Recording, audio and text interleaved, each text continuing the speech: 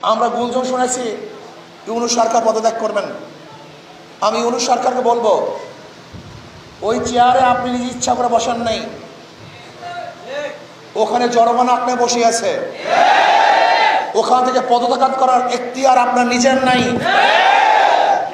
ওখানে যারা বসে আছে তাদের অনুমতি ব্যতীত, তাদের আশা এবং আকাঙ্ক্ষার প্রতিফলন ঘটানো ব্যতীত আপনি ইচ্ছা করলে সেখান থেকে চলে যাবেন, এটা আমার শান এবং মানের সাথে সামঞ্জস্য হয় না।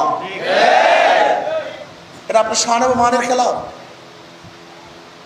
জনগণ তারা মুক্তি পাওয়ার জন্য, স্বাধীনতা অর্জন করার জন্য, শান্তি পাওয়ার জন্য, নিরপেক্ষ নির্বাচন উপহার দেওয়ার জন্য, বৈষম্য দূর করার জন্য, গ্রহণযোগ্য নির্বাচনের জন্য আপনাকে ওখানে বসিয়েছে।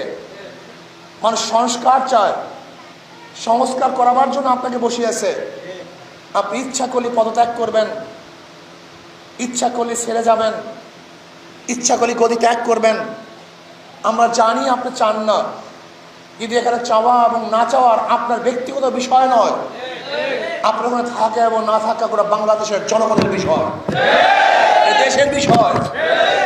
কাজে ইউনূস সরকারকে বলবো, কোনো অবস্থাতেই আপনি এমন সিদ্ধান্ত নেবেন না যে সিদ্ধান্তের মাধ্যমে ভারত খুশি হবে, ভারতের প্রত্যেকটা জনগণ হাসবে, মোদী সরকার খিলখিল করে হাসতে থাকবে। এরকম সিদ্ধান্ত আপনি নেবেন না, বরং আপনি এরকম সিদ্ধান্ত নেন যার মাধ্যমে বাংলাদেশের মানুষ স্বাধীন হবে, স্বাধীন